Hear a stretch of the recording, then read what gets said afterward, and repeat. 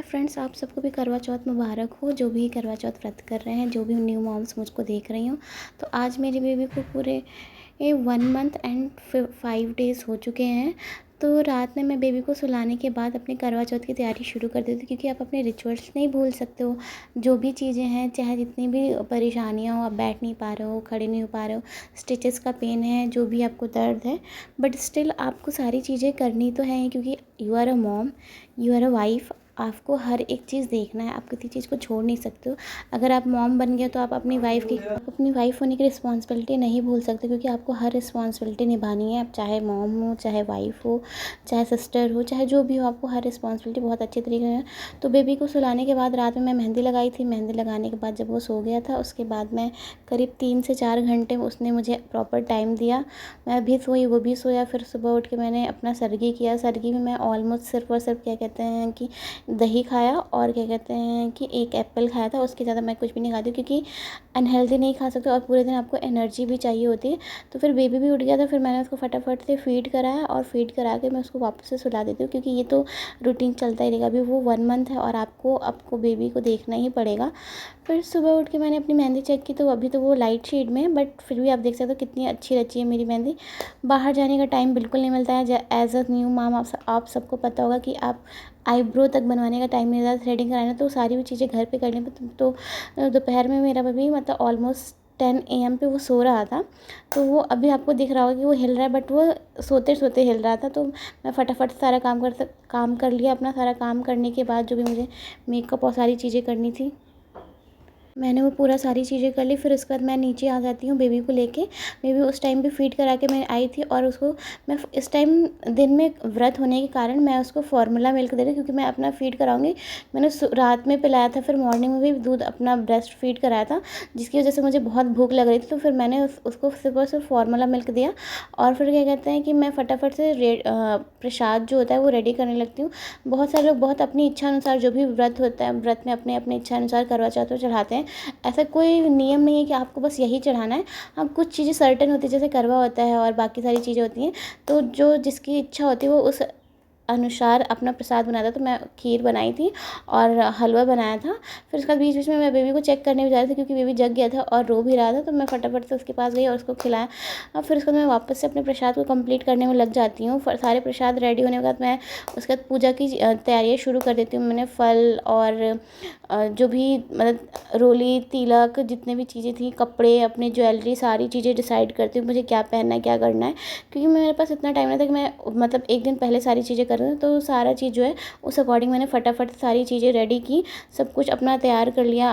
अपने आप को भी रेडी करने का भी टाइम मिलने वाला नहीं था उतना, क्योंकि मुझे पता था बेबी अब जग चुका है तो उतना टाइम नहीं मिल पाएगा। फिर फटाफट से मैंने उसको उठाया, क्योंकि वो बहुत रो रहा था। तो फिर मैंने उसको फीड कराने के लिए उसके भी कपड़े चेंज कराएँ, और फिर मैं उसको बैठ गई फीड कराने के लिए, जो कि फार्मूला मिल्क मैंने जैसे मैंने बताया, मैं फार्मूला मिल्क दे रही थी दिन में।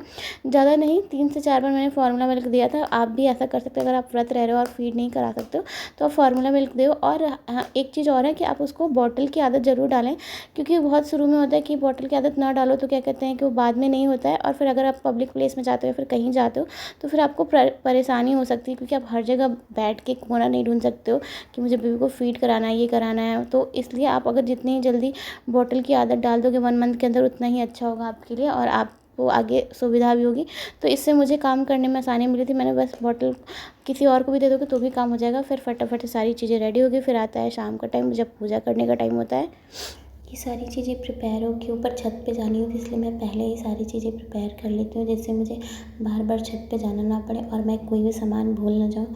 फिर बीच में बाबू फिर से रोने लगता है, तो मैं हो जाती हूँ रेडी, क्योंकि बाबू अभी नीचे गया, उसको सब लोग लेके गए हैं, और जब तक वो रोना शुरू करे तब से उससे पहले मैं रेडी हो जाती हूँ। मिलते हैं रेडी होने के बाद।